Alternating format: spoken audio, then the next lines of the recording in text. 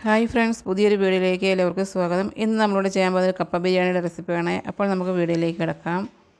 അതിനായിട്ട് കഴുകി വൃത്തിയാക്കി വെച്ചിരിക്കുന്ന എല്ലോട് കൂടിയ ബീഫ് നമുക്ക് കുക്കറിലേക്ക് ഇട്ട് കൊടുക്കാം. അതിലേക്ക് മഞ്ഞൾപ്പൊടി ചേർത്ത് കൊടുക്കാം. ഇനിയും ഇതിലേക്ക് ചേർത്ത് കൊടുക്കുന്നത് മുളക് പൊടി, അതുപോലെ തന്നെ മല്ലിപ്പൊടി, കുരുമുളക് പൊടി, ഉപ്പ്, ആവശ്യത്തിനുള്ള ഉപ്പ് ചേർത്ത് കൊടുക്കാം. വെളുത്തുള്ളി ചെറുതായിട്ട് കട്ട് ചെയ്തതിന് ശേഷം ചതച്ചെടുത്താണ്, അതും നമ്മൾ കുറച്ച് ചേർത്ത് കൊടുത്തിട്ടുണ്ട്. അതേപോലെ തന്നെ ഇഞ്ചിയും നമ്മൾ ചെറുതായിട്ട് കട്ട് ചെയ്തതിന് ശേഷം നമ്മൾ ചതച്ചെടുത്താണ്. ഇനി ഇതിലേക്ക് ചെറിയ ഉള്ളി, ചുവന്നുള്ളി അതുകൂടെ ചേർത്ത് കൊടുക്കാം. കുറച്ച് പച്ചമുളകും ചേർത്ത് കൊടുക്കാം. കറിവേപ്പില ചേർത്ത് കൊടുത്തിട്ടുണ്ട്. ഇനി ഇതിലേക്ക് ഒരു സവാള നീളത്തിൽ കട്ട് ചെയ്തത് അതുകൂടെ ചേർത്ത് കൊടുക്കാം. അതിന് ശേഷം കുറച്ച് മല്ലിയിലയും ചേർത്ത് കൊടുത്തിട്ടുണ്ട്. ഇനി നമ്മളിതിലേക്ക് ചേർത്ത് കൊടുക്കുന്നത് വെളിച്ചെണ്ണയാണ്. 2-3 ടേബിൾ സ്പൂൺ വെളിച്ചെണ്ണ നമുക്കിതിലേക്ക് ചേർത്ത് കൊടുക്കാം. 3 ടേബിൾ സ്പൂൺ ചേർത്ത് കൊടുത്തിട്ടുണ്ട് ഇപ്പോൾ. അതിന് ശേഷം ഇത് നന്നായിട്ട് നമുക്കിതൊന്ന് മിക്സ് ചെയ്ത് കൊടുക്കാം.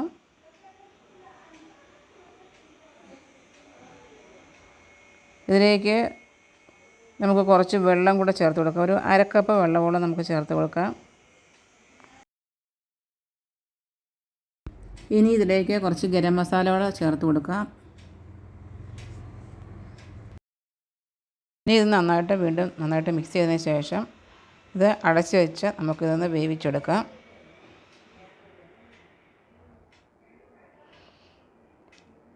ഇത് വേകുമ്പോഴേ നമുക്കിവിടെ കപ്പ റെഡിയാക്കാം. കപ്പ കഴുകി വൃത്തിയാക്കി നമ്മളിവിടെ ഇപ്പോൾ ഒരു പാത്രത്തിലാക്കിയതിന് ശേഷം സ്റ്റൗവിൽ വെച്ച് കൊടുത്തിട്ടുണ്ട്. അതിലേക്ക് നമുക്ക് കുറച്ച് മഞ്ഞൾപ്പൊടിയും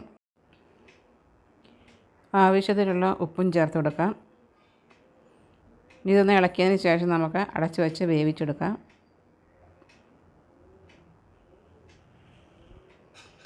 അപ്പോൾ നമ്മുടെ ബീഫ് ഇവിടെ വിസിൽ വന്നിട്ടുണ്ട്. ഒരു 5 വിസിലോളം വന്നിട്ടുണ്ട്.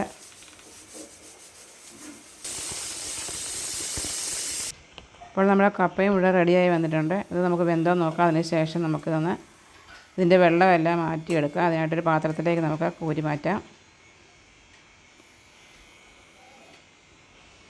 ഇനി നമുക്ക് ഇതിലേക്ക് കുറച്ച് തേങ്ങ വറുത്ത് ചേർക്കാം. അതിന് വേണ്ടിയിട്ട് നമുക്കൊരു പാൻ വെച്ചതിന് ശേഷം അതിലേക്ക് 2 ടേബിൾ സ്പൂൺ ഓയിൽ ഒഴിച്ച് കൊടുക്കാം. അതിലേക്ക് 1/2 ടീസ്പൂൺ കടുക് ഇട്ട് കൊടുക്കാം. കടുക് ഇട്ടതൊന്ന് പൊട്ടി വരുമ്പോൾ അതിലേക്ക് നമുക്ക് കുറച്ച് കറിവേപ്പില ചേർത്ത് കൊടുക്കാം. ഇനി ഇതിലേക്ക് നമ്മൾ തേങ്ങ ഇട്ട് കൊടുക്കാം. ഒരു മുറി തേങ്ങ ഞാൻ ചേർത്ത് കൊടുത്തിട്ടുണ്ട്. അത് നമുക്ക് ഇട്ടൊന്ന് ഫ്രൈ ആക്കി എടുക്കാം. അതൊരു ഗോൾഡൻ കളർ ആകുന്നവരെ നമുക്കതൊന്ന് ഫ്രൈ ആക്കി എടുക്കാം. ഇപ്പോൾ അത് ഫ്രൈ ആയതിനു ശേഷം മാറ്റി വെച്ചിട്ടുണ്ട്. വീണ്ടും നമ്മൾ കപ്പ വെച്ച പാത്രമാണ് എടുത്തിരിക്കുന്നത്. ആ പാത്രത്തിലേക്ക് നമുക്ക് കുറച്ച് വെളിച്ചെണ്ണ ഒഴിച്ചതിന് ശേഷം 2 ടേബിൾ സ്പൂൺ വെളിച്ചെണ്ണ ഒഴിച്ചിട്ടുണ്ട്. അതിലേക്ക് 1/2 ടീസ്പൂൺ കടുകും കുറച്ച് കറിവേപ്പിലയും ചേർത്ത് കൊടുക്കാം. ഇനി ഇതിലേക്ക് ബാക്കി നമ്മൾ ചേർത്തതിൻ്റെ ബാക്കി ഇരുന്ന ഇഞ്ചിയും വെളുത്തുള്ളിയും ചേർത്ത് കൊടുക്കാം. നമ്മൾ ബീഫിൽ ചേർത്തില്ല, അതിൻ്റെ ബാക്കിയാണ്, അത് നമ്മൾ ഇതിലേക്ക് ചേർത്ത് കൊടുത്തിട്ടുണ്ട്. ഇനി നമ്മളതിലേക്ക് ഒരു സവാള നീളത്തിൽ കട്ട് ചെയ്തത് അതും ചേർത്ത് കൊടുക്കാം. 2 പച്ചമുളകും ചേർത്ത് കൊടുക്കാം. അതും ചേർത്ത് കൊടുത്തതിന് ശേഷം ഇതൊന്ന് ഇളക്കി കൊടുക്കാം. ഒരുപാട് ബ്രൗൺ കളറൊന്നും ആവേണ്ട ആവശ്യമില്ല.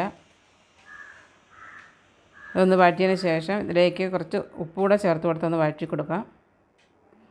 ഇനി ഇതിലേക്ക് നമുക്ക് മഞ്ഞൾപ്പൊടി ചേർത്ത് കൊടുക്കാം. 1/4 ടീസ്പൂൺ മഞ്ഞൾപ്പൊടിയും 1/2 ടീസ്പൂൺ മുളക് പൊടി, 1/2 ടീസ്പൂൺ മീറ്റ് മസാല, 1/2 ടീസ്പൂൺ മല്ലിപ്പൊടി, ഇതെല്ലാം കൂടെ ചേർത്ത് കൊടുത്തിട്ട് നന്നായിട്ട് ഇളക്കി കൊടുക്കുക.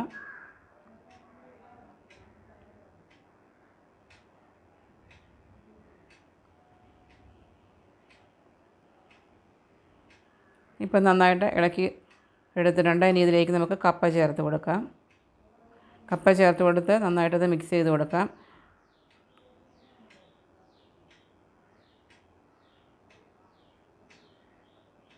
അത് നമുക്ക് നന്നായിട്ടൊന്ന് ഉടച്ചു കൊടുക്കാം. കപ്പ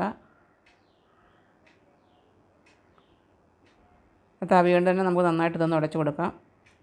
അപ്പം നന്നായിട്ട് നമ്മൾ ഇത് മിക്സ് ചെയ്ത് കൊടുത്തിട്ടുണ്ട്. ഇനി നമ്മളിതിലേക്ക് ചേർത്ത് കൊടുക്കാൻ പോകുന്നത് നമ്മൾ വേവിച്ച് വെച്ചിരിക്കുന്ന എല്ലോടുകൂടി വേവിച്ച് വെച്ചിരിക്കുന്ന ബീഫാണ്. അതുകൂടെ ചേർത്ത് കൊടുക്കാം. ചേർത്ത് കൊടുത്തതിന് ശേഷം വീണ്ടും നന്നായിട്ടത് മിക്സ് ചെയ്ത് കൊടുക്കാം.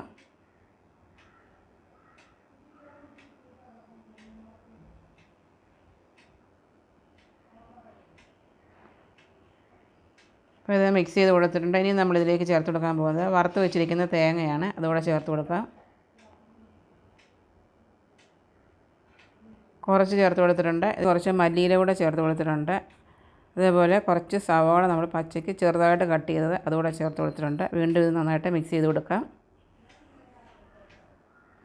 മിക്സ് ചെയ്തതിന് ശേഷം വീണ്ടും നമ്മൾ ബാക്കി ഉള്ള ആ തേങ്ങയും കൂടെ നമുക്ക് ഇട്ട് കൊടുക്കാം ഇതിലേക്ക്. അതുകൂടെ ചേർത്ത് കൊടുത്തിട്ട് നന്നായിട്ട് വീണ്ടും ഇളക്കി കൊടുക്കാം.